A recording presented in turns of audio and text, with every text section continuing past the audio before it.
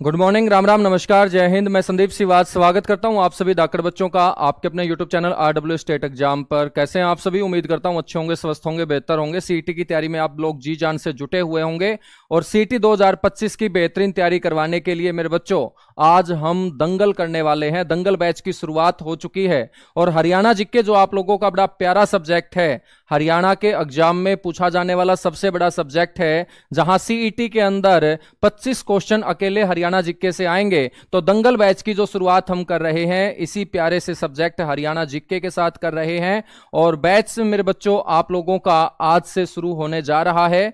25 तारीख से इसके रजिस्ट्रेशन चल रहे हैं और अभी मैं आप लोगों को हरियाणा जीके जो है वो पढ़ाना स्टार्ट करता हूं और पढ़ाने के साथ साथ आप लोगों के दिमाग में फिट करना स्टार्ट करता हूं, क्योंकि बड़ा प्यारा सा सब्जेक्ट है। 44,212 वर्ग किलोमीटर में फैला हुआ अपना छोटा सा हरियाणा और इस खूबसूरत हरियाणा के बारे में आपको मैं चारों दिशाओं से परिचित करवाऊंगा। बड़े आराम आराम से चीजों को हम कवर करते चलेंगे। सबसे पहले आपको दंगल बैच के बारे में बता देता हूं। दंगल बैच जिसकी क्लास आज से स्टार्ट हो रही है हरियाणा जीके के साथ, रजिस्ट्रेशन इसके 25 तारीख से चले हुए हैं बच्चों। और इस बैच की जो फीस रहने वाली है वो 640 रुपए कूपन कोड HR20 अप्लाई करने के बाद रहने वाली है। जब तक अपने यूट्यूब चैनल के ऊपर डेमो क्लासेस चलेंगी, यानी 1 तारीख, 2 तारीख और 3 तारीख, 3 मई तक आप लोग ये कूपन कोड अप्लाई करके बैच को 640 रुपए में परचेज कर सकते हैं। और इसके बाद यदि आप परचेज करते हैं तो आपको 799 रुपए इस बैच के देने पड़ेंगे। दंगल बैच की खास बात, लाइव क्लासेस रहेंगी। लाइव क्लासेस के बाद रिकॉर्डेड क्लासेस भी रहेंगी। जो बच्चा लाइव क्लास किसी कारणवश अटेंड नहीं कर पाता है किसी दिन, तो वो क्लास आपको रिकॉर्डेड फॉर्म में वहां मिल जाएंगी। डाउट ग्रुप आप सभी बच्चों के लिए तैयार होगा। क्लास नोट्स PDF मेरे बच्चों साथ के साथ आप लोगों को इस बैच के अंदर मिलती रहेंगी। मॉक टेस्ट आपको यहां पर मिलेंगे और टीचर टीम जो रहने वाली है वो पूरी की पूरी एक्सपीरियंस्ड टीचर टीम रहने वाली है। तो दंगल बैच आप लोगों ने एनरोल कर भी लिया होगा और जिस बच्चे को नहीं पता है वो बच्चा भी दंगल बैच को एनरोल कर लीजिएगा। जो पहली बार एप्लीकेशन के साथ जुड़ेगा तो वो किस तरीके से दंगल बैच को परचेज करे? मेरे बच्चों, आपको रोजगार विद अंकित जो है वो एप्लीकेशन प्ले स्टोर से इंस्टॉल करनी है और इंस्टॉल करने के बाद इस तरीके का फॉर्मेट आप लोगों को दिखाई देगा। जब आप RW एप्लीकेशन पे जाओगे तो वहां पर आप लोगों को फिर चलना है ऑल कोर्सेज के ऊपर। जो ये ऊपर की तरफ आपको यहाँ आइकन बने हुए नजर आएंगे, इसमें ऑल कोर्सेज के ऊपर आप क्लिक करेंगे। ऑल कोर्सेज करते ही यहाँ दंगल बैच आपको शो हो जाएगा। दंगल बैच के ठीक नीचे यहाँ वैलिडिटी भी दी गई है कि इस बैच की जो वैलिडिटी है वो 1 साल रहने वाली है। और मेरे बच्चों, इसका जो प्राइस है वो यहाँ 799 दिया गया है। तो 799 आपको नहीं पे करना, बल्कि जब आप बाई नाउ पे क्लिक करेंगे तो यहां पर अप्लाई कूपन लिखा आएगा और अप्लाई कूपन के ऊपर क्लिक करोगे तो यहां पर आपको मेरे बच्चों टाइप करना पड़ेगा कैपिटल के अंदर HR और बिना स्पेस दिए 20। HR20 जब आप लिख के अप्लाई कूपन करोगे तो ये 799 की जगह आपको फीस मेरे बच्चों 640 रुपए दिखाई देगी और यहां पे ऑनलाइन करके आप इस बैच के अंदर एनरोल हो जाओगे। ठीक है, बिल्कुल सारे के सारे जो टॉपिक हैं वो हाथों से ही हम लिख के पढ़ाएंगे। आज तक जो रहा है मेरे बच्चों वो रिकॉर्ड यही रहा है कि हम मेहनत करने से कभी कतराते नहीं हैं। हम एक एक चीज अपने हाथों से बड़े शानदार ढंग से लिख के आप लोगों को पढ़ाते हैं। बच्चों, टीम क्या रहने वाली है? टीम बड़ी शानदार रहने वाली है। दाकड़ जो बैच था हमारा इसी यूट्यूब चैनल के ऊपर, उस दाकड़ बैच की टीम ने जिस तरीके से आपको दाकड़ अंदाज में दाकड़ कंटेंट के साथ पढ़ाया, तो मेरे बच्चों इस बैच में और ज्यादा एनर्जी और एफर्ट के साथ आप लोगों को पूरी की पूरी ये टीम पढ़ाने वाली है और टीम से आप लोग परिचित हैं ही। मैं आपको टाइम टेबल बता देता हूं मेरे बच्चों। आज से जो हम शुरू कर रहे हैं वो हरियाणा जीके। तो हरियाणा जीके और ज्योग्राफी इस बैच के अंदर मैं ही आप लोगों को कवर कराऊंगा। ज्योग्राफी में हम इंडियन ज्योग्राफी भी कवर करेंगे और वर्ल्ड ज्योग्राफी भी कवर करेंगे। हरियाणा जीके में पहले आपको कवर कराऊंगा, उसके बाद ज्योग्राफी के ऊपर हम चलेंगे। तो 9 बजे सुबह मेरे बच्चों दंगल बैच में हरियाणा जीके के साथ हम शुरुआत किया करेंगे। साइंस की जो ये टीम है बच्चों, जिसमें सबसे पहले बायोलॉजी सब्जेक्ट आपका शुरू होगा। 10 बजे आप लोगों की बायोलॉजी की जो क्लास है वो भावना मैम जो हैं वो लिया करेंगी। उसके बाद शोभित सर की जो क्लास है वो 11 बजे। उसके बाद जो आपका इंडिया जीके का मेरे बच्चों सेक्शन है, जिसमें ज्योग्राफी है, हिस्ट्री है, पॉलिटी है, इकोनॉमिक्स है, उसमें हम बात करेंगे। तो इंडिया जीके की शुरुआत हम करेंगे पॉलिटी सब्जेक्ट से। अजीत सर आप लोगों को 12 बजे डेली इस दंगल बैच के अंदर पॉलिटी जो है वो कवर करवाया करेंगे। मेरे बच्चों दोपहर 2 बजे हिंदी के राम सर आप लोगों को हिंदी इस बैच में कवर कराएंगे। इंग्लिश से पहले कवर होगा, कंप्यूटर बाद में कवर होगा। तो इंग्लिश से कंप्लीट होने के बाद उसकी जगह आप लोगों को कंप्यूटर का सब्जेक्ट मिल जाएगा। कंप्यूटर शिवम बेहतरीन सर हैं, आप लोगों को पता ही है दिल्ली पुलिस के अंदर जितने भी क्वेश्चन पूछे गए थे सारे के सारे क्वेश्चन कंप्यूटर के वो कवर हुए थे। तो बच्चों शाम को 5 बजे सबसे पहले यहाँ इंग्लिश की जो क्लास है बैच में होगी, और रात को 8 बजे जो है वो रीजनिंग की क्लास लिया करेंगे कुलदीप सर। ठीक है, बिल्कुल ये अकेला बैच काफी है। आप लोगों को कोई नोट्स मेरे बच्चों खरीदने की जरूरत नहीं है, कोई किताब खरीदने की जरूरत नहीं है, क्योंकि सारी की सारी किताबों का जो निचोड़ है आप लोगों को इस बैच के अंदर देखने को मिलेगा।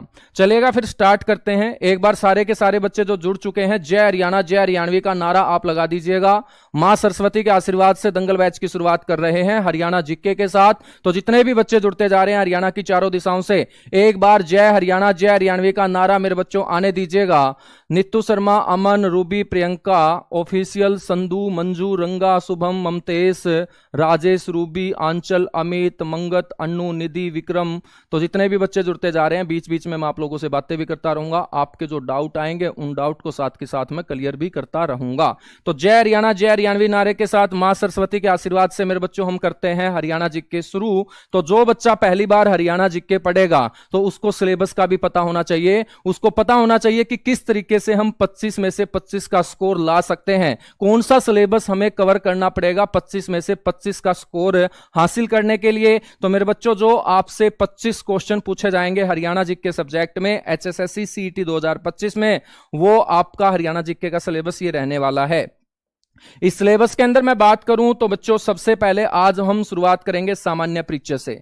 सामान्य परिचय जो हरियाणा के बारे में बेसिक बेसिक बातें होंगी कि हरियाणा का नाम हरियाणा क्यों पड़ा है, किस व्यक्ति ने सबसे पहले इसे हरियाणा के नाम से संबोधित किया, हरियाणा का जो वर्णन है सबसे पहले हमें कहां मिलता है, गठन के समय हमारा हरियाणा कैसा दिखता था, वर्तमान में हमारे हरियाणा की स्थिति कैसी है। तो बच्चों गठन के समय तो आप पैदा नहीं हुए होंगे, सीधी सी बात है, तो उस समय क्या स्थिति रही होगी, क्या हमारा ढांचा रहा होगा, उसके बारे में अवगत कराऊंगा। और वर्तमान में तो लगभग सारी बातें हरियाणा के बारे में आप जानते ही होंगे, नहीं जानते हैं तो बच्चों उनसे परिचित मैं आप लोगों को करवाऊंगा।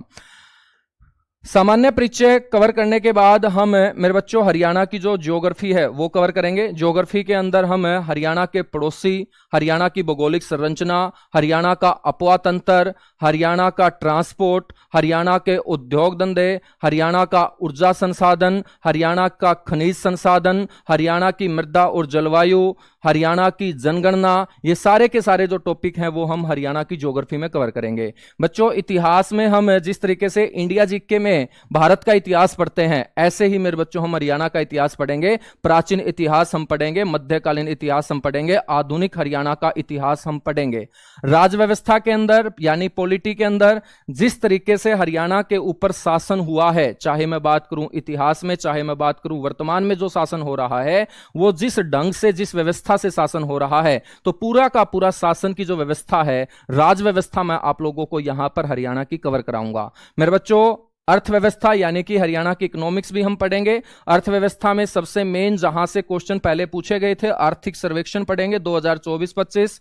इसके अलावा विविध मेरे बच्चों हम कवर करेंगे। विविध यानी मिसलेनियस, विविध के अंदर हम हरियाणा का फिल्म जगत पढ़ेंगे, हरियाणा के पुरस्कार पढ़ेंगे, हरियाणा की साहित्य अकादमियां पढ़ेंगे, हरियाणा का फिल्म जगत पढ़ेंगे, हरियाणा का खेल जगत पढ़ेंगे, हरियाणा की वास्तुकला पढ़ेंगे, शिल्प कला पढ़ेंगे, मूर्ति कला पढ़ेंगे, चित्रकला पढ़ेंगे, हरियाणा के दुर्ग पढ़ेंगे, हरियाणा का पर्यटन जो विभाग है उसको कवर करेंगे। हरियाणा के अंदर जो मुहावरे और लोकोक्तियों का प्रचलन है, तो उन मुहावरे और लोकोक्तियों का बच्चों मैं आप लोगों को कवर कराऊंगा। ठीक है, उसके अलावा 22 जिले बच्चों इस बैच के अंदर मैं कवर कराने वाला हूं। तो 22 जिलों में बहुत सारी चीजें हम कवर करेंगे। उन जिलों की स्थिति क्या है, एरिया क्या है, तहसील कितनी है, उप तहसील कितनी है, सीमा उनकी कौन से अन्य जिलों के साथ लगती है, उस जिले का नामकरण कैसे हुआ है, उसके उपनाम क्या है, उसकी स्थापना कब हुई है। हम बात करेंगे उस जिले के अंदर कौन से प्रसिद्ध उद्योग हैं, मंदिर है, मस्जिद है, दरगाह है, गुरुद्वारे है, मजार है। इसके अलावा उस जिले के अंदर कौन महान व्यक्ति पैदा हुआ जिसने अपना नाम कमाया, हरियाणा का नाम कमाया अलग अलग फील्ड के अंदर जाकर। तो 22 के 22 जिलों को हम पूरी डिटेल से यहां कवर करेंगे। इसके अलावा हम करंट अफेयर मेरे बच्चों 1 साल की इस बैच के अंदर कवर करने वाले हैं, ठीक है। तो 1 साल की करंट अफेयर, जब तक आपका सीटी नहीं हो जाता तब तक आप लोगों को करंट अफेयर इस बैच में मैं कवर कराऊंगा। और जो अपने हरियाणा की राजधानी होगी बच्चों चंडीगढ़, उसके बारे में हम इस बैच के अंदर पढ़ेंगे। तो जो भी नया बच्चा पहली बार सीटी की तैयारी कर रहा है, जिसको हरियाणा जीके का सिलेबस नहीं पता, तो यदि आप इन पार्ट को अच्छे से तैयार कर लेते हैं तो हरियाणा जीके मेरे बच्चों आपके लिए बहुत आसान हो जाएगा। और इतना आसान हो जाएगा कि आप 25 में से आराम से 23, 24, 25 का स्कोर जो है वो कर लोगे। लाइव क्लास के साथ रिकॉर्डेड भी मिलेगी भाई। जो बच्चा लाइव क्लास अटेंड नहीं कर पाएगा उसको रिकॉर्डेड मिलेगी, 1 साल की वैलिडिटी रहने वाली है। तो चलेगा मेरे बच्चों, शुरू करते हैं अब हम सामान्य परिचय से, ठीक है। प्यारा सा सब्जेक्ट है, हंसते हंसते इस सब्जेक्ट को बड़े डीपली तरीके से हम कवर कर लेंगे। तो सबसे पहले हम बात कर रहे हैं यहां सामान्य परिचय की। सामान्य परिचय में बच्चों चर्चा करेंगे कि अपना जो हरियाणा है ना, जो हम इस तरीके से लिखते हैं जिसके छोटी की मात्रा और पीछे अण जुड़ा हुआ है। तो आपसे कोई पूछ ले कि ये जो हरियाणा जो हमने ऐसे लिखा है, जिसको हम दिन में कई बार बोलते भी हैं, लिखते भी हैं, लिखा हुआ देखते भी हैं, तो ये हरियाणा जो है ना, ये कौन सी भाषा से लिया गया है।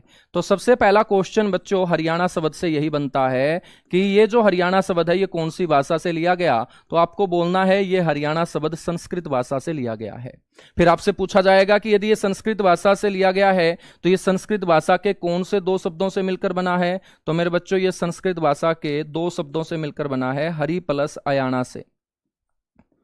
हरि प्लस अयाना से हम इसे अर्ण भी बोल सकते हैं। तो हरि प्लस अर्ण या हरि प्लस अयाना से मिलकर बना है। बच्चों अयाना का मतलब क्या होता है, जहां पर हम रहते हैं, जिस घर में हम रहते हैं उसी घर को संस्कृत में अयाना बोला जाता है। तो अयाना का मतलब होता है रहने का स्थान, और रहने के स्थान को हम क्या बोलते हैं, निवास बोलते हैं। यदि अयाना का मतलब रहने का स्थान है, निवास है, तो यह रहने का स्थान किसका है, आगे वाले शब्द का।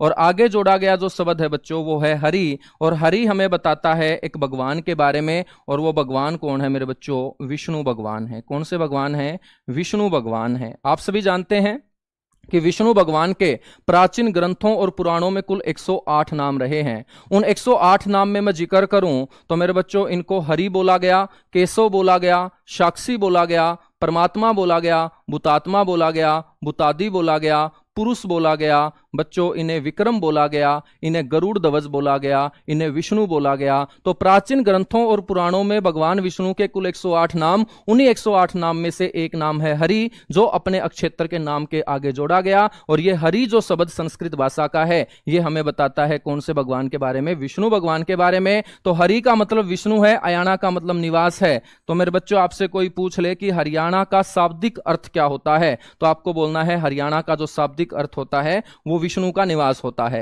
अब यदि विष्णु को हम पढ़ रहे हैं तो विष्णु को हम किसकी कैटेगरी में रखेंगे, गुरुजी विष्णु को हम इंसान की कैटेगरी में तो नहीं रखेंगे, तो इनको हम रखेंगे भगवान की कैटेगरी में। तो बच्चों यदि आपसे पूछा जाए हरियाणा का शाब्दिक अर्थ और विष्णु आप ढूंढते चलो और विष्णु आपको ना मिले ऑप्शन में, तो आपको ऑप्शन में पक्का मिलेगा भगवान। तो आपको बोलना है भगवान का निवास। क्या बोलना है बच्चों, भगवान का निवास। तो हरियाणा जो संस्कृत भाषा का शब्द है, इसका अर्थ होता है विष्णु का निवास, या हम इसे बोल सकते हैं भगवान का निवास। बच्चों एक बार एग्जाम के अंदर बच्चों को कंफ्यूज करने के लिए पूछ लिया गया कि ये जो हरियाणा शब्द है ना, इसका शाब्दिक अर्थ बताओ। अब देखिएगा बोलने में तो लगभग एक जैसे नजर आएंगे, लेकिन देखने में एक जैसे नजर नहीं आएंगे, क्योंकि इसके छोटी की मात्रा है और इसकी छोटी की मात्रा को हटा दिया गया। तो बच्चों यदि हम इस हरियाणा शब्द का जिक्र करें तो ये कौन सी भाषा से लिया गया होगा। मात्रा हटाने से भाषा थोड़ी बदलती है बच्चों, लेकिन मात्रा हटाने से भाषा नहीं बदलती, शब्द का अर्थ बदल जाएगा। तो ये भी संस्कृत भाषा का शब्द है, और ये संस्कृत भाषा के 2 शब्दों से ही मिलकर बना है, हर प्लस अयाना से। हर प्लस अयाना से। और अयाना का मतलब अभी हमने पढ़ा कि क्या होता है गुरुजी, अयाना का मतलब होता है निवास। और आगे जोड़ा गया जो हर शब्द है बच्चों, ये हमें बताता है एक भगवान के बारे में। और ये कौन से भगवान हैं जिनके लिए हम जयकारा लगाते हैं? हम जब दुखी होते हैं तो कौन से भगवान को सबसे पहले याद करते हैं? हर हर महादेव, यानी कि भगवान शिव को। तो आगे जोड़ा गया जो हर शब्द है बच्चों, वो किसको बताएगा? गुरुजी शिव के बारे में बताएगा। तो हर का मतलब शिव है, अयाना का मतलब निवास है। तो यहां पर बच्चों छोटी की मात्रा हटाते ही इसका अर्थ क्या हो जाएगा? विष्णु का निवास नहीं बल्कि शिव का निवास हो जाएगा। बच्चों शिव का जो निवास है, तो भगवान शिव को तो हम सबसे पहले दर्जा देते हैं भगवानों में, सबसे बड़े भगवान का दर्जा है। यहाँ अपने भारत के अंदर हिंदू धर्म में सबसे ज्यादा जो लोग हैं वो कौन से भगवान को मानने वाले हैं? शिव भगवान को मानने वाले हैं। क्योंकि जितने भी हमारे देवी देवता हैं उनमें सबसे पहले भगवान, सबसे पुराने भगवान जिनके ऊपर वर्कलोड सबसे ज्यादा रहता है मेरे बच्चों, वो कौन है? वो भगवान शिव हैं। ठीक है। कुछ बच्चे बोल रहे हैं कि सर ब्लैक बैकग्राउंड पे पढ़ाओ। मेरे बच्चे, मैं आप लोगों को ये पीडीएफ देने वाला हूं, जैसा मैं लिख रहा हूं वैसा आपको मिल जाएगा क्लास के बाद। और ब्लैक बैकग्राउंड करने के साथ इशू ये आता है कि जब आप उसको प्रिंट आउट निकालते हो तो वो नहीं निकलता है। तो आपके लिए आरडब्ल्यूए ने सोचा है कि आपका जो प्रिंट आउट है वो साफ स्पष्ट निकले, इसलिए इसको व्हाइट बैकग्राउंड किया गया है। वरना आज तक मैं ब्लैक बैकग्राउंड के ऊपर ही पढ़ाते आया हूं। लेकिन आप लोगों की फिक्र को देखते हुए कि समय कम है, सारी की सारी पीडीएफ आप लोगों को इस बैच के अंदर मिले। जैसा टीचर पढ़ा रहा है सेम आपको वैसी ही पीडीएफ मिले। ठीक है। गुरुजी फ्री है क्या? भाई मैं चिल्ला चिल्ला के बोल रहा हूं, फ्री कैसे होगा? ठीक है, लेकिन फ्री जैसा है हमारे हरियाणा के बच्चों के लिए, मात्र 640 रुपए में आपको यह बैच मिल रहा है, तो यह फ्री जैसा ही है। ठीक है। तो विष्णु का निवास और शिव का निवास, ये आपको ध्यान रखना है मेरे बच्चों। अब आपको यह भी ध्यान रखना है कि कुछ विद्वान ऐसे हुए हैं अपने हरियाणा के अंदर जिन्होंने बोला है कि भाई इसका अर्थ ना तो विष्णु का निवास होता ना शिव का निवास होता, इसका अर्थ कुछ और ही होता है। वो विद्वान कौन है बच्चों? उन विद्वानों में एक है मुन्नी लाल, एक विद्वान है मुन्नी लाल, एक विद्वान है मुरलीचंद शर्मा, मुरलीचंद शर्मा, एक विद्वान है सुखदेव सिंह छिब, सुखदेव सिंह छिब, और मेरे बच्चों एक विद्वान है H.A. फड़के। तो ये चार विद्वान हैं जिन्होंने हरियाणा के इतिहास के ऊपर काम किया है। और हरियाणा के इतिहास के ऊपर काम करते हुए इन्होंने लोगों को बताया कि जो आप हरियाणा शब्द बोलते हो, संस्कृत भाषा का शब्द, वो सही बोलते हो। ये जो हरियाणा है ना, ये संस्कृत भाषा का ही शब्द है, बिल्कुल सही है। और जो आप लोग बोलते हो कि ये संस्कृत भाषा के दो शब्दों से मिलकर बना है, उन दो शब्दों में मेरे बच्चों एक तो हम लेते हैं हरि और एक हम लेते हैं अरण्य। तो उन्होंने बोला है कि ये जो अरण्य शब्द है ना, इसका मतलब क्या होता है? यहां इसका मतलब जंगल होता है। बच्चों इन चार विद्वानों ने जिन्होंने हरियाणा के इतिहास के ऊपर काम किया, उन्होंने अरण्य शब्द का मतलब क्या बता दिया? जंगल बता दिया। जैसे आप लोग वन्य जीव अभ्यारण्य पढ़ते हो, है ना, तो अभ्यारण्य का मतलब क्या होता है? जहां पर जीव जंतु बिना किसी डर के बच्चों जंगल में घूम फिर सके, उसी को तो हम वाइल्ड लाइफ सेंचुरी बोलते हैं, अभ्यारण्य बोलते हैं। तो इन चार विद्वानों ने बोला कि अरण्य का मतलब क्या होता है? जंगल। और हमारा हरियाणा जो क्षेत्र है वो 7 बड़े जंगलों से बच्चों घिरा हुआ था। वो 7 बड़े जंगलों के बारे में वामन पुराण के अंदर महर्षि वेदव्यास जी ने भी बताया। तो अरण्य का मतलब यदि जंगल है, पेड़ पौधे हैं, तो पेड़ पौधों से हमारा क्षेत्र क्या है? हरा भरा भी नजर आता होगा। तो हरियाणा की हरियाली के बारे में यह शब्द हरि बताता है, ये कोई विष्णु भगवान नहीं है। और हरि का मतलब यहां पर विष्णु भगवान ना होकर क्या है? हरा भरा है। तो इन चार विद्वानों ने बोला कि हरियाणा जो संस्कृत भाषा का शब्द है, उसका अर्थ ना तो कोई भगवान का निवास होता ना विष्णु का निवास होता। इसका अर्थ क्या होता है बच्चों? हरा भरा जंगल होता है। क्या होता है? हरा भरा जंगल। तो ये हरियाणा का शाब्दिक अर्थ आपको ध्यान रखना है।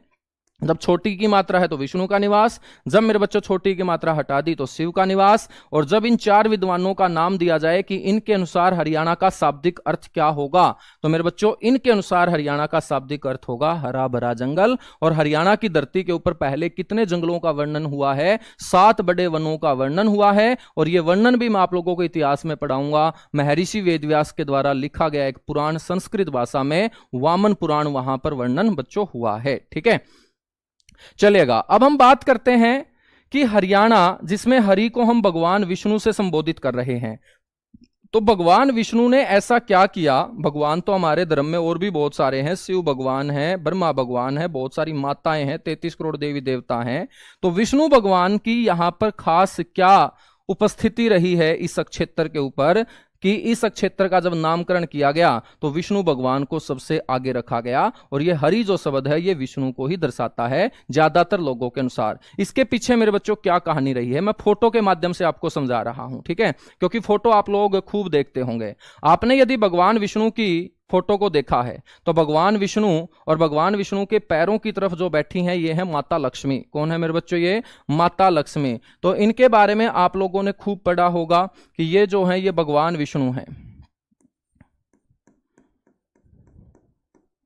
ये कौन है? भगवान विष्णु है। और पैरों की तरफ जो बैठी हैं ये है माता लक्ष्मी। कौन है बच्चों? माता लक्ष्मी। और ये आपको बच्चों जो नजर आएगा ये काला नाग नजर आएगा, शेष नाग, इसको हम बोलेंगे शेष नाग। और शेष नाग की सैया के ऊपर लेटे हुए हैं मेरे बच्चों। ठीक है, तो शेष नाग की सैया के ऊपर लेटे हुए हैं कौन? भगवान विष्णु। पैरों की तरफ कौन है? माता लक्ष्मी है। और ये शेष नाग बच्चों जिस पानी के अंदर है इस पानी को बोलते हैं क्षीर सागर। कौन सा सागर बोलते हैं बच्चों? इसे क्षीर सागर बोलते हैं। और यही क्षीर सागर जो है ये वर्तमान की मानसरोवर लेक बताई जाती है। क्षीर सागर जो है ये वर्तमान में कौन सी लेक बताई जाती है? मानसरोवर लेक। और ऐसी मूर्ति आप लोगों ने देखी होगी खूब। तो वर्तमान की मानसरोवर झील को मेरे बच्चों क्षीर सागर के नाम से संबोधित प्राचीन ग्रंथों और पुराणों में किया गया है। बताया गया है कि एक बार शेषनाग की सैया के ऊपर भगवान विष्णु क्षीर सागर के अंदर माता लक्ष्मी के साथ यहां आराम फरमा रहे थे। जब वो आराम फरमा रहे थे तो उनकी नाभि से मेरे बच्चों एक कमल का फूल उत्पन्न हुआ। तो आप लोगों को यहां कमल का फूल उत्पन्न होता हुआ दिखाई दे रहा होगा ना। इनकी नाभि से, नाभि तो समझते होंगे, हम हरियाणा में सुंडी बोल देते हैं। क्या बोल देते हैं? सुंडी बोल देते हैं। ठीक है ना, ये है तो नाभि लेकिन हम हरियाणा वाले इसे क्या बोल देते हैं बच्चों? सुंडी बोल देते हैं। तो भगवान विष्णु की नाभि से एक क्या उत्पन्न हुआ? कमल का फूल उत्पन्न हुआ मेरे बच्चों। और जब भगवान विष्णु की नाभि से कमल का फूल उत्पन्न हुआ तो कमल के फूल के ऊपर बैठे हुए नजर आए कौन? भगवान ब्रह्मा बैठे हुए नजर आए। कौन बैठे हुए नजर आए? भगवान ब्रह्मा बैठे हुए नजर आए। जब भगवान ब्रह्मा पैदा हुए भगवान विष्णु की नाभि से निकले हुए कमल के फूल से, तो विष्णु भगवान ने बच्चों भगवान ब्रह्मा की परीक्षा लेनी चाहिए। और भगवान ब्रह्मा की परीक्षा लेने के लिए इनको तपस्या करने के लिए भेज दिया गया। कहां पर? एक जगह के ऊपर। और जहां पर बैठकर इन्होंने तपस्या की बच्चों, उसी जमीन को बाद में आर्यवंशी कुरुओं के द्वारा स्वयं अपने हाथों से खोद दिया गया। और आर्यवंशी कुरुओं के द्वारा खोदा गया वो अक्षेत्र बच्चों ब्रह्म सरोवर कहलाता है। क्या कहलाता है? ब्रह्म सरोवर। विष्णु भगवान के कहने पर भगवान ब्रह्मा ने जहां पर बैठकर तपस्या की थी बच्चों, वही जगह आज ब्रह्म सरोवर बना हुआ है। तो तपस्या की थी कहां? कुरुक्षेत्र में। जब वो अपनी परीक्षा में पास हुए तो मेरे बच्चों भगवान विष्णु ने भगवान ब्रह्मा को एक बहुत बड़ा काम दिया, इनको एक बहुत बड़े काम का जिम्मा दिया। और वो जिम्मा था सृष्टि की रचना करने का। और मेरे बच्चों भगवान ब्रह्मा ने, बताया जाता है विष्णु भगवान के कहने पर, सृष्टि की जो रचना है वो कुरुक्षेत्र से करनी शुरू की थी। सृष्टि की जो रचना है कहां से शुरू की गई थी? कुरुक्षेत्र से शुरू की गई थी।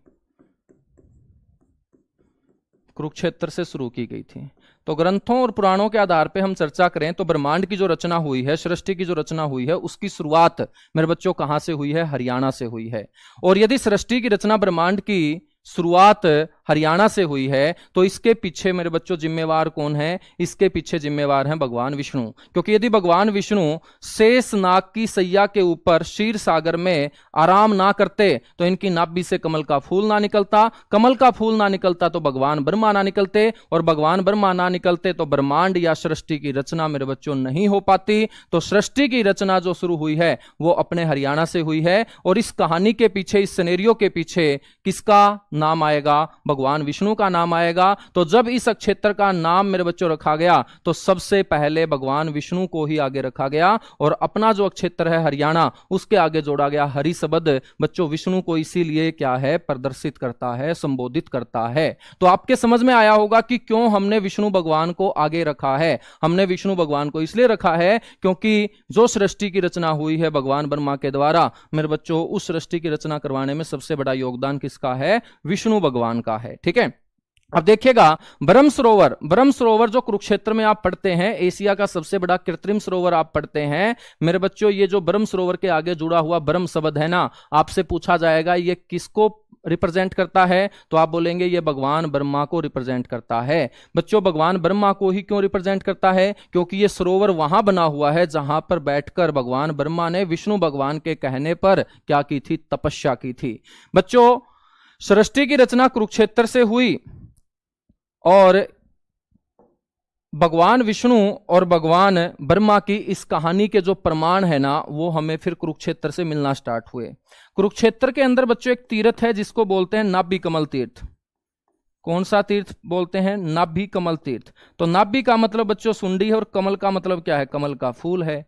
और भगवान ब्रह्मा यदि कमल के फूल से उत्पन्न हुए हैं, इसीलिए भगवान ब्रह्मा को हम क्या बोलते हैं? कमलनाथ भी बोलते हैं। और कमलनाथ तीर्थ भी बच्चों कहां पढ़ने को मिलेगा? आपको कुरुक्षेत्र में पढ़ने को मिलेगा।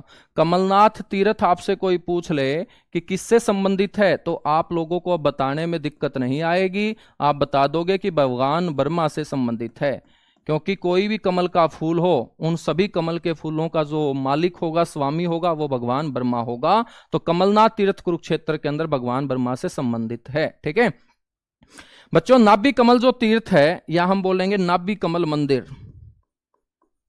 नाभि कमल जो तीर्थ है, या हम बात करेंगे नाभि कमल जो मंदिर है, ये कहाँ है? तो आपको बोलना है ये थानेसर के अंदर है। बच्चों कहाँ है ये? थानेसर के अंदर। और थानेसर कुरुक्षेत्र का हिस्सा है, जिसको हम स्थानेश्वर के नाम से पहले जानते थे। तो नाभि कमल तीर्थ हो या नाभि कमल मंदिर हो, जब मंदिर का जिक्र आएगा तो आपसे पूछा जाएगा कि भाई ये मंदिर जो है ना थानेसर के अंदर, ये कौन सी शैली में बना हुआ है? तो आपको बोलना है ये नागर शैली के अंदर बना हुआ मंदिर है। तो नागर शैली से मेरे बच्चों ये क्या है? बना हुआ मंदिर है।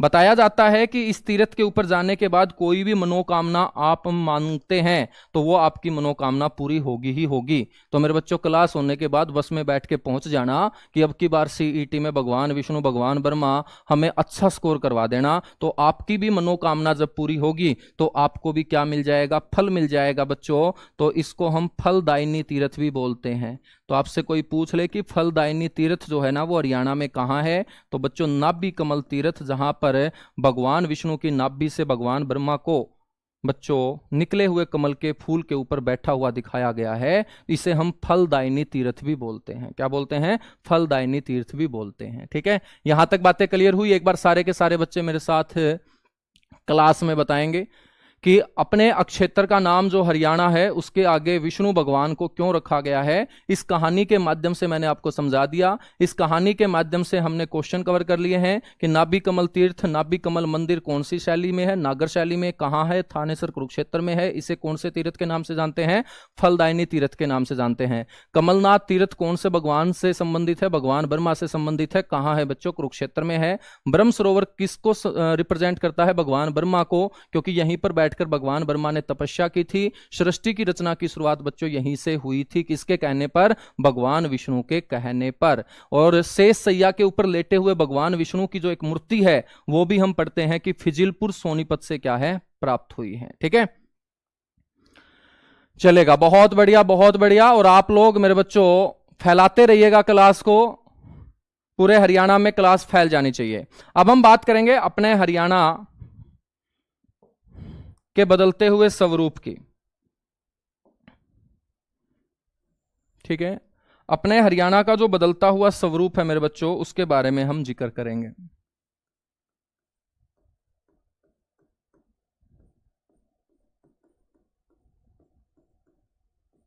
ठीक है, उस बदलते स्वरूप से पहले मैं आपको थोड़ा सा बेसिक बातें और बता देता हूं। जो पहली बार बच्चे जुड़े हैं क्लास में, जो हरियाणा जीके को पहली बार पढ़ रहे होंगे, तो उन बच्चों को भी अपने को साथ लेके चलना पड़ेगा। मेरे बच्चों, आप सभी पता है कि अपना जो हरियाणा है ना, ये एक राज्य के रूप में कब अस्तित्व में आया, तो ये बताने की जरूरत नहीं है, आप सभी जानते हैं। अपना हरियाणा 1 नवंबर 1966 को अस्तित्व में आया था बच्चों। 1 नवंबर 1966 को अपना हरियाणा क्या है, अस्तित्व में आया था। 1 नवंबर को मेरे बच्चों जो राज्य अस्तित्व में आए भारत के अंदर, वो भी आप लोग ध्यान रखें कि 1 नवंबर को जो राज्य अस्तित्व में आए हैं, उसमें आंध्र प्रदेश का नाम आता है बच्चों। आंध्र प्रदेश का नाम आता है। आंध्र प्रदेश के साथ साथ तमिलनाडु का नाम आता है, क्योंकि क्वेश्चन कहीं से भी उठाया जा सकता है एग्जामिनर के द्वारा। तमिलनाडु का नाम आता है, कर्नाटक का नाम आता है बच्चों, मध्य प्रदेश का नाम आता है, और मध्य प्रदेश के साथ साथ हम बात करें तो छत्तीसगढ़ का नाम आता है, जो 1 नवंबर 2000 को ही 26वां राज्य भारत के अंदर बना था। तो ये कुछ राज्य हैं भारत के जिनका जन्मदिन हरियाणा की तरह 1 नवंबर का दिन ही है। ठीक है, आंध्र प्रदेश है, तमिलनाडु है, कर्नाटक है, मध्य प्रदेश है, छत्तीसगढ़ है। तो आपको ध्यान रखना है कि इनका जन्मदिन भी क्या है, 1 नवंबर ही है। तो अपना हरियाणा जो अस्तित्व में आया वो 1 नवंबर 1966 को आया। जब अपना हरियाणा अस्तित्व में आया 1 नवंबर 1966 को, तो सीधी सी बात है वो राज्य ही बना होगा।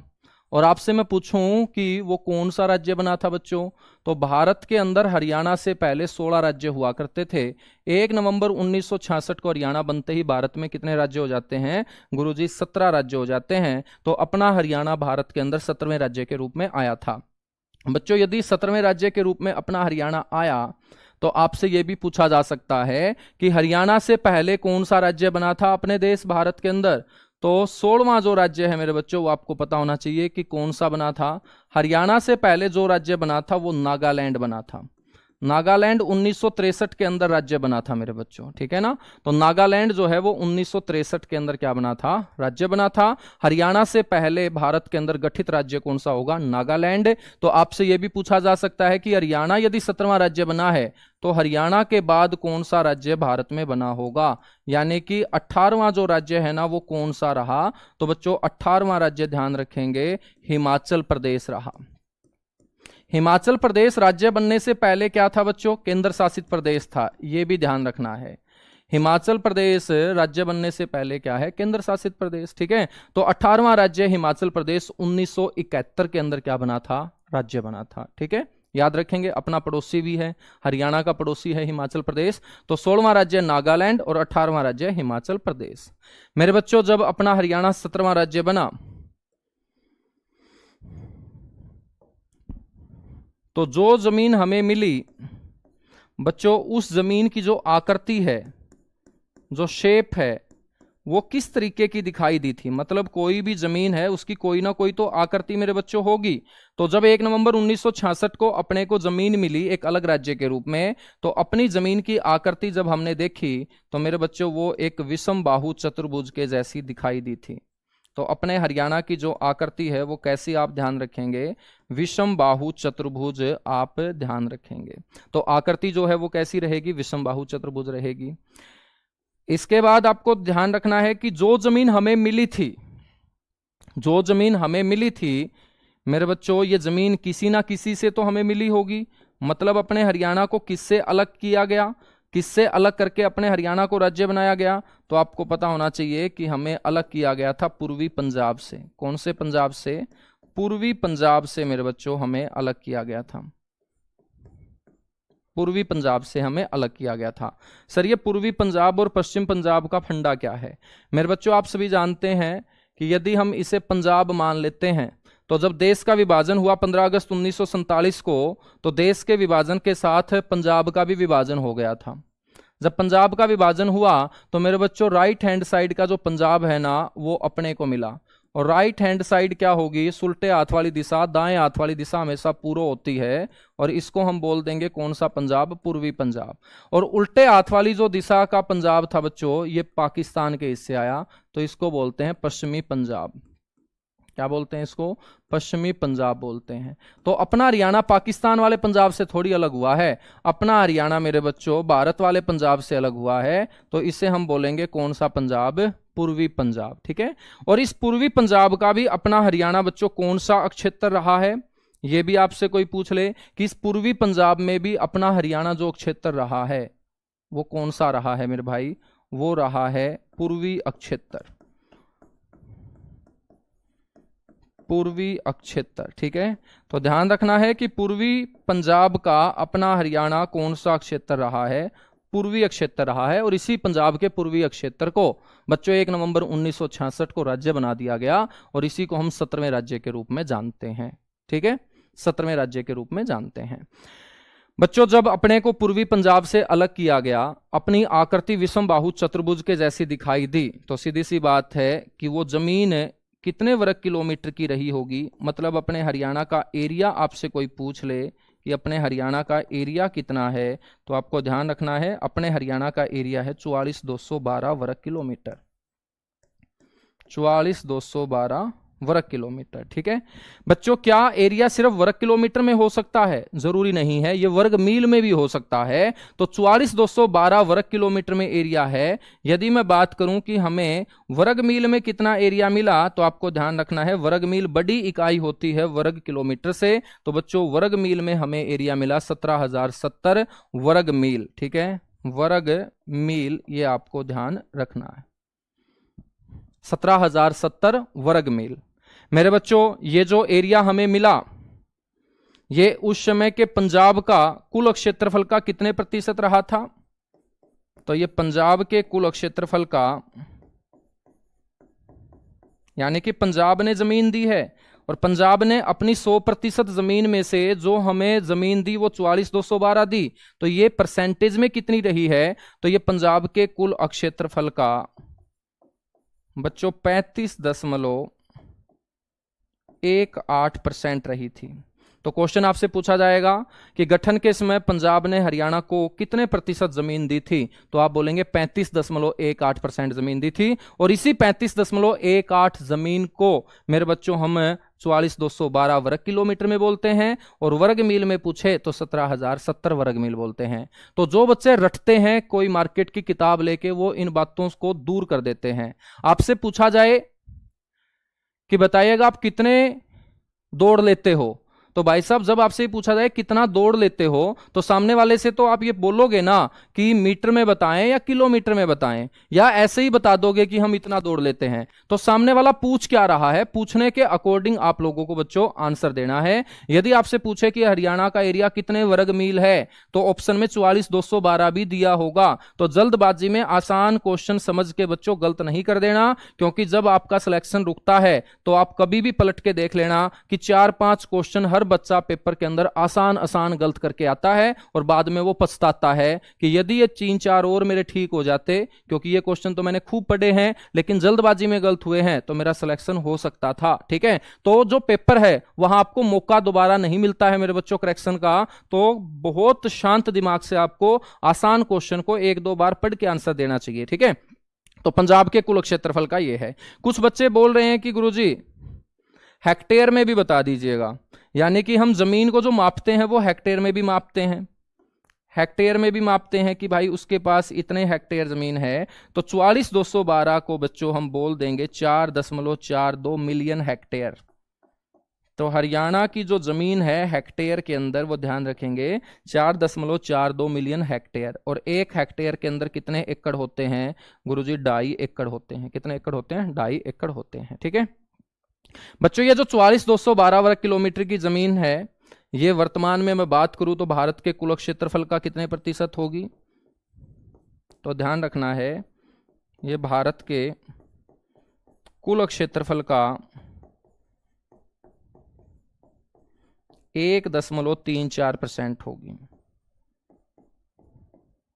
1.34% होगी। ठीक है बच्चों, आपसे पूछ लिया जाए कि जितनी जमीन हमारे पास है उतनी जमीन दुनिया में कौन से देश के पास है, मतलब अपने हरियाणा का जो एरिया है वो विश्व में कौन से देश के बराबर है, तो बच्चों अपना हरियाणा जो है वो विश्व में डेनमार्क देश, जो यूरोप महाद्वीप का देश है बच्चों, इस डेनमार्क देश के बराबर जमीन लिए बैठा है। तो विश्व में डेनमार्क देश के समान अपने हरियाणा का क्या है, एरिया है। तो सारा का सारा मैं आप लोगों को इस बैच में लिखा हुआ दूंगा ऐसे ही मेरे हाथों से। बस आपका क्या काम है, डेली आपको रिवाइज करना है और आपका काम है मेरे से ज्यादा क्वेश्चन पूछना, क्योंकि क्लास में आप जितने मेरे से ज्यादा क्वेश्चन पूछोगे उतना ही आपके अंदर सुधार आएगा। डेनमार्क का एरिया कोई 44,212 नहीं है, 42,933 के अंदर डेनमार्क फैला हुआ है। लेकिन बच्चों हरियाणा के लंबसम अप्रोक्स की मैं बात कर रहा हूं कि हरियाणा के लगभग समान किसका है एरिया, तो आप बोलेंगे डेनमार्क का। तो मैं आपको बोल रहा था कि आपके लिए मेहनत पूरी की पूरी टीम करेगी, बस आपको अपने लिए ज्यादा मेहनत करनी है कि हमें हर हाल में हर क्वेश्चन तक पहुंचना है। तो आपको मेरे से क्वेश्चन पूछने पड़ेंगे और जितने बच्चे मिलकर मेरे से ज्यादा क्वेश्चन पूछोगे उतना ही बच्चों आप लोगों के लिए क्या होगा, बहुत अच्छा होगा, शानदार होगा। ठीक है, तो लिखने में मैं आपका समय खराब नहीं करवाऊंगा, बल्कि मेरे बच्चों आप लोगों का समय, पूरी की पूरी एनर्जी आप लोगों की मैं लगवाऊंगा नए नए क्वेश्चन सोचने के लिए कि आप हरियाणा जीके के अंदर नए नए क्वेश्चन सोचते जाओ। ठीक है, इसके बाद हम आगे बढ़े कि बच्चों 44,212 वर्ग किलोमीटर की जमीन आज हमारे पास है भारत के अंदर। तो भारत के अंदर राज्य हैं 28 और केंद्र शासित प्रदेश हैं 8। तो बच्चों इन राज्यों में हमारा जो स्थान है ना वो कौन सा आता है, तो अक्षेत्रफल का जिक्र हो रहा है तो कुछ अक्षेत्रफल से संबंधित बातें कवर कर लेते हैं जो पिछले पेपरों में खूब पूछी गई। तो ध्यान रखना है, अक्षेत्रफल के आधार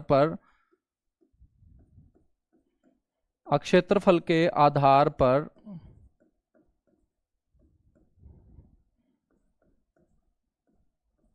हरियाणा का रैंक यानी स्थान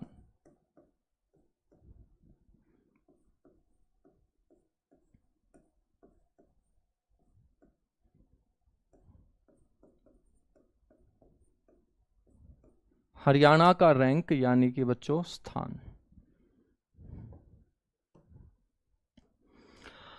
हम बात करें तो जब भी हरियाणा का रैंक निकाला जाता है, चाहे वो क्षेत्रफल के आधार पे हो, चाहे वो जनसंख्या के आधार पे हो, चाहे वो जनसंख्या घनत्व के आधार पे हो, चाहे साक्षरता के आधार पे हो, बच्चों आधार कुछ भी हो, आपको ध्यान रखना है कि रैंक जो है ना वो दो तरीके से निकलता है।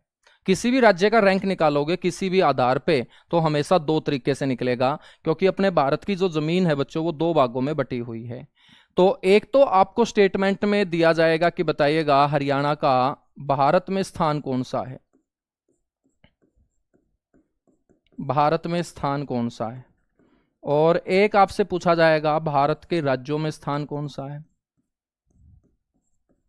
भारत के राज्यों में स्थान कौन सा है। ठीक है, तो देखिएगा, देखने से दोनों स्टेटमेंट एक जैसी लगेगी लेकिन देखने से काम थोड़ी चलेगा मेरे भाई, उसको समझना भी तो पड़ेगा। तो भारत में स्थान, यहां भारत के राज्यों में स्थान। तो भारत का मतलब क्या है, तो आप सभी जानते हैं ना कि भारत का मतलब होगा राज्य और केंद्र शासित प्रदेश। राज्य और केंद्र शासित प्रदेश, जिसकी खुद की सरकार होती है उसे राज्य बोलते हैं, और जिसकी खुद की सरकार नहीं होती, जो केंद्र सरकार से चलता है, उसे हम यूनियन टेरिटरी, केंद्र शासित प्रदेश बोलते हैं। बच्चों राज्य आप सभी को पता है ना कि कितने हैं, 28 हैं। और 31 अक्टूबर 2019 को बच्चों जब अलग हो जाता है लद्दाख तो यहां संख्या हो जाती है 9। उसके बाद 26 जनवरी 2020 को दमन दीव और दादर नागर को कर दिया जाता है मर्ज, वापिस संख्या हो जाती है बच्चों 8।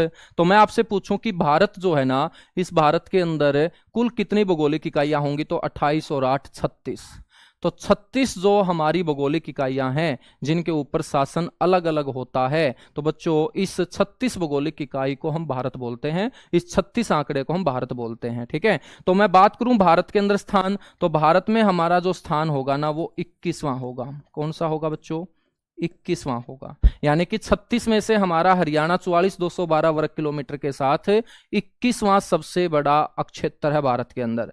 लेकिन जब मैं राज्य का जिक्र करूंगा बच्चों, तो राज्य कितने हैं, 28 हैं। तो 28 राज्यों में हमारा जो स्थान होगा वो कौन सा होगा, गुरुजी वो होगा 20वां। कौन सा होगा? 20वां। तो देखिएगा बच्चों, एक शब्द जो है ना वो आपका आंसर बदल देता है। यदि यहां राज्य शब्द दिया गया है तो हमें 28 में से देखना है, यहां राज्य शब्द नहीं दिया तो हमें 36 में से देखना है। तो 36 में से स्थान है 21वां बच्चों, 28 में से स्थान है 20वां। तो यदि मैं राज्य का जिक्र कर रहा हूं यहां, तो आपसे मैं पूछूं कि भाई राज्यों के अंदर हमारा स्थान जो है ना वो 20वां क्यों आया है? क्यों का तो आंसर लेना पड़ेगा ना। आप नौकरी क्यों करना चाहते हो? देश की सेवा करने के लिए, राज्य की सेवा करने के लिए? गुरुजी राज्य की सेवा तो करना चाहते हैं, पहले हम अपने माता पिता की सेवा करना चाहते हैं, क्योंकि उन्होंने बड़ी आस से हमें पाला है, पढ़ाया है, लिखाया है। तो अब बारी जो है वो हमारी है उनको वापिस सुखी करने की। तो इसका मतलब है कोई ना कोई चीज हम करते हैं तो उसके पीछे एक कारण होता है, क्यों होता है। तो बच्चों जीके के अंदर भी आपको कारण समझना पड़ेगा, क्यों समझना पड़ेगा कि हमारा रैंक 20वां क्यों आया। तो आप बता दोगे कि इसलिए आया क्योंकि हरियाणा से छोटे जो राज्य हैं बच्चों भारत के अंदर वो कितने हैं? 8 हैं। हरियाणा से कम अक्षेत्रफल, हरियाणा से कम अक्षेत्रफल वाले जो राज्य होंगे वो कितने हैं? गुरुजी वो 8 हैं। और 8 राज्य हरियाणा से छोटे हैं, तभी तो हमारा रैंक कौन सा आया होगा? 20वां आया होगा। और एचसीएस के पेपर में मेरे बच्चों राज्यों के नाम दे दिए गए कि बताइएगा हरियाणा से कम क्षेत्रफल वाले राज्य कौन से हैं। तो यदि हमने 20वां रट लिया तो इसे रटना बोलते हैं। और 20वां आया ही क्यों, यदि आपने ये पता लगा लिया तो पढ़ाई बड़ा मजा देगी आपको, मतलब आप सीखने की तरफ जा रहे हो। तो कम क्षेत्रफल वाले राज्य कितने होंगे? 8 होंगे। बच्चों ये 8 राज्य कौन से हैं? बड़ी आसानी से मैं आपको याद करवाऊं तो आप लोगों ने अपना भारत देखा होगा, है ना। अपने भारत के अंदर मेरे बच्चों जो राइट हैंड साइड के राज्य हैं उनको हम ईस्टर्न स्टेट बोलते हैं, पूर्वी राज्य बोलते हैं, 7 सिस्टर स्टेट बोलते हैं, ठीक है। तो ध्यान रखना ये जो पूर्वी राज्य हैं 7, इनमें से जिसके भी नाम के आगे आता है ए, समझ लेना बच्चों वो हरियाणा से बड़ा है, बाकी सारे के सारे छोटे हैं। और ए आता है किसके आगे? 2 के आगे, एक आसाम के आगे, एक अरुणाचल प्रदेश के आगे। तो आसाम और अरुणाचल प्रदेश की जमीन हरियाणा से ज्यादा है। बाकी 500 के 500 मेरे बच्चों यहां आएंगे, जिनमें आप पढ़ेंगे मेघालय, मेघालय पढ़ेंगे बच्चों, मणिपुर, मैं से ही शुरू होते हैं, मेघालय, मणिपुर, मिजोरम बच्चों, त्रिपुरा, नागालैंड, नागालैंड। इसके अलावा आपको ध्यान रखना है बच्चों गोवा, सबसे छोटा तो गोवा ही है। और गोवा के बाद दूसरे नंबर पे छोटा कौन है? सिक्किम है। तीसरे नंबर पे छोटा भारत के अंदर त्रिपुरा है, ठीक है। और मेरे बच्चों 21वां बड़ा राज्य है केरल, 20वां बड़ा राज्य है भारत, 21वां बड़ा राज्य है केरल, ठीक है ना। तो इस तरीके से आपको इन 8 राज्यों के नाम पता होने चाहिए। तो 8 के 8 जो नाम है बच्चों आपको याद हैं तो आप बता दोगे आसानी से कि भाई हमारा रैंक 20वां क्यों आया। अब 20वें का तो पता चल गया कि ये 8 राज्य हरियाणा से छोटे हैं, लेकिन 21वां हमारा रैंक कैसे हुआ? मतलब हम एक और स्थान ऊपर खिसक गए एरिया के मामले में। वो इसलिए खिसक गए क्योंकि कोई ना कोई एक केंद्र शासित प्रदेश है जो हरियाणा से बड़ा होगा। और आज भारत का सबसे बड़ा जो केंद्र शासित प्रदेश है बच्चों लद्दाख है, वो भारत में ही सबसे बड़ा है। तो हरियाणा से भी वो क्या होगा? बड़ा होगा। तो लद्दाख हरियाणा से बड़े होने के चलते आपको ध्यान रखना है हमारा जो रैंक है वो कौन सा हो जाएगा? 21वां हो जाएगा। यहां तक बातें क्लियर हुई? यहां तक बातें क्लियर हुई बच्चों? बुक भी आप लोगों को बहुत जल्दी हम दे देंगे भाई, ये सारी की सारी बुक ही तो चलेगी। अब मेरे एक बात समझ में नहीं आई, मेरे हरियाणा का जो बच्चा है ना वो पैसा क्यों लगाना चाहता है। अब जब मैं यहां पर आपको मेरे हाथों से एक एक चीज क्लियर करके दूंगा तो मेरे भाई ये बुक ही तो है, हम अपने हाथों से बुक लिख रहे हैं। और जो बुक तुम खरीद के लेके आओगे वो अपने हाथों से नहीं लिखी गई है। तो सीधी सी बात है जो दूसरों के हाथों से लिखे गए शब्द हैं उनको याद करने में हमें बहुत ज्यादा मेहनत करनी पड़ेगी। और उससे कम मेहनत में वो पूरा कंटेंट आसानी से कवर कर सकते हो जब हम अपने खुद के हाथों से एक किताब लिखें। जिंदगी में जिस दिन आप एक किताब लिख दोगे किसी भी सब्जेक्ट की तो वो सब्जेक्ट आपका सबसे आसान हो जाएगा, क्योंकि उस सब्जेक्ट के शब्द आपने अपने हाथों से लिखे हैं, ठीक है। चलेगा, आगे हम बढ़ेंगे। अब देखिएगा मेरे बच्चों, जब अपना हरियाणा 1 नवंबर 1966 को राज्य बना था 17वां, तो अपने हरियाणा के अंदर जो 44,212 वर्ग किलोमीटर की जमीन है वो कितने जिलों में बांटी गई थी, तो ये आपको पता होना चाहिए कि गठन के समय, बदलते स्वरूप में मैं आपको सबसे पहले जिले बता रहा हूं कि गठन के समय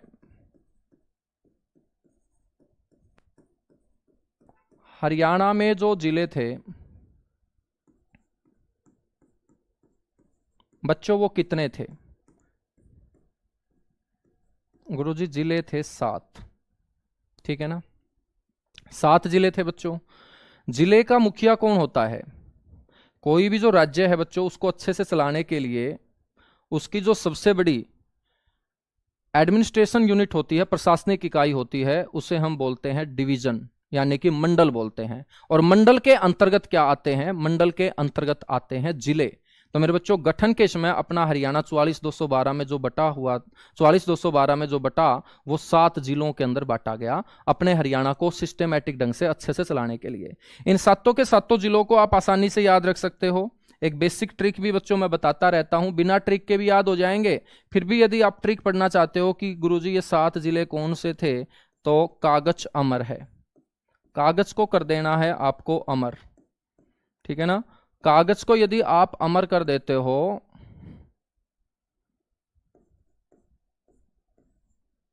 तो ये सातों के सातों जिले आपके आसानी से याद हो जाएंगे। बच्चों कैसे क्या बनेगा? करनाल बनेगा। और यदि करनाल को आप मानचित्र के ऊपर देखोगे तो करनाल आपको यहां नजर आएगा, ठीक है, करनाल, क्योंकि पानीपत भी करनाल से अलग हुआ है, कुरुक्षेत्र भी करनाल से अलग हुआ है, ठीक है, तो ये करनाल है। गए से मेरे बच्चों क्या नजर आएगा आपको? गुरुग्राम। तो गुरुग्राम से पहले अलग कौन हुआ? गुरुग्राम से पहले अलग हुआ मेरे बच्चों फरीदाबाद। फिर गुरुग्राम से अलग कौन हुआ? नूं अलग हुआ।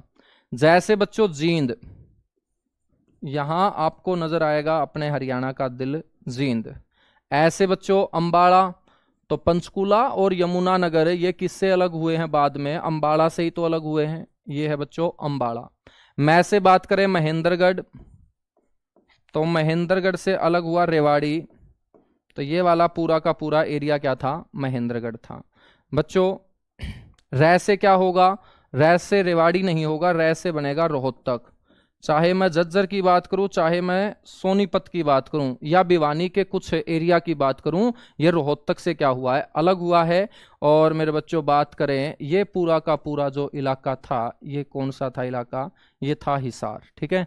तो इस तरीके से आपको ध्यान रखना है कि हरियाणा में गठन के समय कितने जिले थे? 7 जिले थे। बच्चों इन 7 जिलों से 15 जिले और बने, 7 जिलों से नहीं बने, 6 जिलों से बने। क्यों? क्योंकि जींद जो जिला है ना, ये एक ऐसा जिला था जिससे बच्चों किसी भी जिले का गठन हरियाणा में अब तक नहीं हुआ है, ठीक है। तो ध्यान रखना है कि ये जो जय है, जय का मतलब जींद है, तो गठन के समय ये एक ऐसा जिला है जिससे किसी जिले का गठन नहीं हुआ, जिससे किसी जिले का गठन नहीं हुआ। बच्चों यदि जींद से किसी जिले का गठन नहीं हुआ तो फिर कितने जिले बचे? 6 जिले बचे। तो इन 6 जिलों से कितने जिले बने हैं? 15 जिले बने हैं। और 15 जिले और बनने के बाद टोटल आज 22 जिले हैं, और 22 जिलों वाला हरियाणा आपको ऐसा दिखता है, ठीक है। बच्चों हम बात करें तो इन 7 जिलों में जो सबसे बड़ा जिला था उस समय वो कौन सा था? तो आपको ध्यान रखना है, चाहे मैं अक्षेत्रफल का जिक्र करूं, क्योंकि अभी तक आप लोगों ने अक्षेत्रफल ही पढ़ा है, मैं आपको एक स्टेप और आगे लेके चलता हूं। चाहे मैं अक्षेत्रफल का या मैं बात करूं जनसंख्या की, तो अक्षेत्रफल और जनसंख्या के आधार पर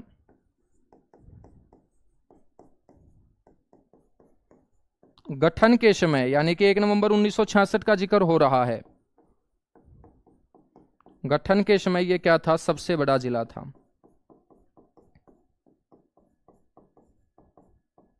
ठीक है। अब आपके दिमाग में ये भी आएगा कि सर ये कितना बड़ा होता होगा जिला?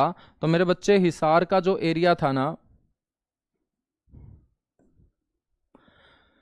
और इस बैच की खास बात क्या रहने वाली है कि इस बैच की खास बात रहने वाली है कि मैं आपको मैप के माध्यम से सारी चीजें कवर कराऊंगा। यानी कि इस मैप के अंदर जब हम लिखते हैं तो आंखों को सुकून मिलता है, आंखों में जल्दी से चीजें आती हैं, और जितनी आंखों में चीजें आएंगी दिमाग कभी परेशान नहीं होता है उनको याद करने के लिए। ठीक है, यदि आंखें बंद करके सिर्फ लाइनों के माध्यम से हम किसी चीज को बच्चों पढ़ेंगे तो दिमाग परेशान हो जाता है, क्योंकि छोटा सा अपना दिमाग है बेचारा, तो वो कितने सब्जेक्ट याद करेगा। 12-12 सब्जेक्ट HSSC CET 2025 में पूछे जाने हैं तो वो परेशान होगा। तो चीजों को आंखों से दिखाना है, नागिन बन जाना है आप लोगों को। ठीक है ना, वैसे तो तुम शादियों में बनते हो नागिन, जब किसी दोस्त की शादी हो तो नागिन तुम बनते हो, लेकिन आपको यहां पढ़ाई में मैं नागिन बनाऊंगा। वो इसलिए क्योंकि जिस तरीके से नागिन अपने दुश्मन को आंखों में हमेशा के लिए बसा लेती है, तो इन शब्दों को मैं भी चाहता हूं आप लोग आंखों में बसाओ, कम से कम सिलेक्शन तक तो बसाओ। उसके बाद तो तुम किसी और को बसाओगे मेरे को पता है, लेकिन सिलेक्शन तक आप आंखों में बसाओ। ठीक है ना, तो मैपिंग के माध्यम से, मैप के माध्यम से आपकी आंखों में मेरे बच्चों में ये सारा का सारा कंटेंट जो है ना वो सेट करवाऊंगा। ठीक है, हिसार का जो एरिया था वो कितना था? 13,891, 13,891 वर्ग किलोमीटर। याद करने का हम तरीका भी साथ के साथ जानेंगे। कभी भी 13,891 नहीं बोलना, 13,891 बोलना है। जैसे मोबाइल नंबर, ठीक है, किसी बस में जा रहे हो, कोई लड़की यदि अपना मोबाइल नंबर किसी सहेली को बता दे तो पास में बैठा जो लड़का है उसके भी कान खड़े हो जाते हैं। ठीक है, और तुरंत बच्चों वो कैच कर जाता है, क्योंकि लड़की ने नंबर बताया होगा 98, 96, 97 इस तरीके से। यदि लड़की उसी नंबर को बोलती कि 9,98,97,312 मेरा नंबर है, तो उसके कान वापस बैठ जाते। क्यों बैठ जाते? क्योंकि आंकड़े दिमाग में तभी सेट होंगे जब हम उनको तोड़ेंगे। जितना हम तोड़ेंगे उतना आसानी से याद होंगे। तो मेरे बच्चे आपको ध्यान रखना है, इसको 13,891 नहीं बोलना। जिक्के के अंदर जितने भी आंकड़े आए, चाहे वो कितना भी बड़ा हो कितना भी छोटा हो, आपको तोड़ के बोलना है, 13,891 बोलना है। क्या बोलना है? 13,891। समझ गए हो ना तुम? समझ गए हैं। ठीक है, हिसार क्या था? सबसे बड़ा था। तो मेरे बच्चे सबसे छोटा फिर कौन था? गठन के समय सबसे छोटा था जींद। गठन के समय जो सबसे छोटा था मेरे भाई वो था जींद। तो जींद का एरिया कितना था मेरे भाई? तो ध्यान रखेंगे कि जींद का जो एरिया था वो था 2712 वर्ग किलोमीटर, 2712 वर्ग किलोमीटर। ठीक है, अब ये तो सभी को पता है कि जींद छोटा था, हिसार बड़ा था। मजा तब आए जब पूछ ले कि दूसरा सबसे छोटा कौन सा था। तो मेरे भाई ध्यान रखेंगे कि दूसरा जो सबसे छोटा था ना वो था महेंद्रगढ़। दूसरा जो सबसे छोटा था वो था महेंद्रगढ़। और महेंद्रगढ़ का जो एरिया है मेरे बच्चों वो आपको पता होना चाहिए, 3474 वर्ग किलोमीटर। ठीक है, 3474 वर्ग किलोमीटर। तो गुरुजी दूसरा सबसे बड़ा भी पूछा जा सकता है? बिल्कुल पूछा जा सकता है। तो ध्यान रखेंगे कि दूसरा जो सबसे बड़ा था हिसार के बाद गठन के समय, दूसरा सबसे बड़ा था करनाल।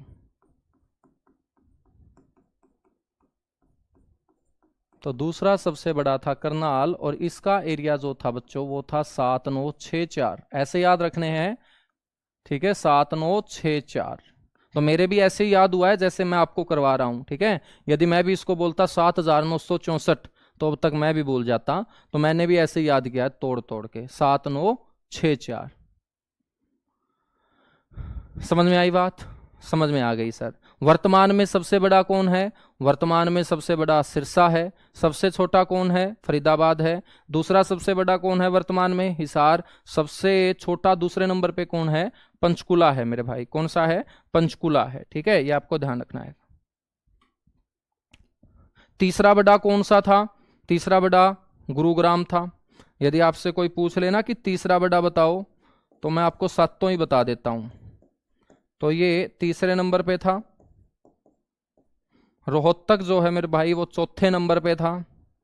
तो रोहतक का नंबर कई बार क्या आ जाता है, ऐसे भी क्वेश्चन पूछ सकता है फंसाने के लिए कि 4 जिले दे देगा कि गठन के समय इन 4 जिलों को अक्षेत्रफल के आधार पे क्रम में लगाओ। तो क्रम में तभी तो लगाओगे जब आपको सातों के सातों का पता हो कि कौन सा बड़ा है कौन सा छोटा है। ठीक है ना, तो भाई आपको ध्यान रखना है, रोहतक उस समय चौथा सबसे बड़ा था। तो चौथा बड़ा जिला था। तो पांचवा कौन सा हो जाएगा? अंबाला हो जाएगा। पांचवा बड़ा जिला कौन सा हो जाएगा? अंबाला। छठा बड़ा जिला कौन सा हो जाएगा? महेंद्रगढ़। सातवां मेरे बच्चों सबसे छोटा या सातवां सबसे बड़ा? बड़ा तो क्या बोलोगे, छोटा ही बोलोगे, वो जींद हो जाएगा। क्या हो जाएगा? जींद। ठीक है, तो आज की अपनी ये क्लास होती है यहीं पर कंप्लीट। कल मेरे बच्चों सामान्य परिचय हरियाणा के अंदर आपको नई नई जो बातें हैं ना वो और मैं आपको सिखाऊंगा। ठीक है, और डेली हम नई नई चीजें, सिर्फ आपको देखना है, समझना है और मेरे ऊपर क्वेश्चन दागने हैं। आपका क्लास में एक ही काम होगा। ठीक है, बाकी सारी की सारी जिम्मेदारी आप मेरे ऊपर छोड़ देना, आपको कोई टेंशन लेने की जरूरत नहीं है। बस आपको समझना है, देखना है और क्वेश्चन आपको मेरे बच्चों पूछने पड़ेंगे मेरे से हर हाल में, यदि आप 23, 24, 25 का स्कोर इस सब्जेक्ट के अंदर करने वाले हैं। यह एक ऐसा सब्जेक्ट है जो आप लोगों के 15-16 क्वेश्चन तो बहुत जल्दी ठीक करवा देगा, और 15-16 क्वेश्चन ठीक होने के बाद अपने को लगता है कि यार बाकी नंबरों का अपने को क्या लेना देना, तो भाई साहब 16 के बाद जो आगे के 9 क्वेश्चन हैं वही 9 क्वेश्चन तो आपको सिलेक्शन दिलाने वाले थे, क्योंकि 15-16 क्वेश्चन तो सारे का सारा हरियाणा ठीक करके आएगा। जिसने एक महीने भी हरियाणा जीके पढ़ ली होगी वो भी 13-14 नंबर ले जाएगा। तो आपको ये नहीं सोचना कि यार 16-17 नंबर आ जाएंगे बस अपना काम चल जाएगा। काम चलाने से काम नहीं चलने वाला मेरे बच्चों। अब की बार पूरी ताकत झोंकनी पड़ेगी। जो कमियां आज से पहले रही हैं, जो बार बार फेल हो रहे हैं, उन कमियों को आपको सुधारना पड़ेगा। आपको अपडेटेड कंटेंट के साथ जुड़े रहना पड़ेगा, क्योंकि बहुत सारे बच्चे ये भी सोचते हैं कि यार मैंने तो पहले पढ़ लिया अब क्या फायदा है। तो मेरे भाई पढ़ लिया तो आप लोगों को इस बैच में बहुत कुछ नया अपडेटेड कंटेंट मिलेगा। जैसे आपको नहीं पता है आज की राजस्थान के साथ हमारे कितने जिले लगते हैं, ये तो पता है कि 7 लगते हैं, लेकिन राजस्थान के कितने जिले लगते हैं ये नहीं पता, क्योंकि राजस्थान के अंदर मेरे बच्चों जिलों की संख्या में फेरबदल हुआ है। अब वो तो आपको पता नहीं है ना, आज तक वो हरियाणा की किसी जीके की क्लास में, जीके की किताब में और क्लास में आपको बताया गया होगा कि भाई राजस्थान के कितने जिले लगते हैं, है ना। तो बहुत सारा जो डेटा है वो बदल चुका है, और उसी डेटा को अपडेट करने के लिए आप दंगल बैच में मेरे साथ जुड़ सकते हैं। आप लोगों का वेलकम है, और कोई समस्या आती है, प्रॉब्लम आती है तो आपको हेल्पलाइन नंबर भी यहां मिलेगा। ठीक है, और अंकित सर के मार्गदर्शन में मेरे भाई इतनी कम फीस पहली बार आप लोगों को पूरे हरियाणा में इस धुरंधर टीम के साथ देखने को मिल रही है। ठीक है, तो 12 सब्जेक्ट हैं, 12 धुरंधर हैं अंकित सर के मार्गदर्शन में, मात्र 640 रुपए और झंडे गाड़ देना बच्चों। अब की बार कोई कसर टीचर जो है आपके लिए छोड़ने वाले नहीं है। Thank you, bye bye, love you. Class कैसी रही आप सारे के सारे कमेंट में जरूर बताएंगे, कमेंट में आप लोग जरूर बताएंगे। ठीक है, तो क्लास कैसी रही आप लोग कमेंट में जरूर बताइएगा, और बाकी बच्चों तक भी क्लास पहुंचाइएगा। थैंक यू, जय हरियाणा, जय हरियाणवी।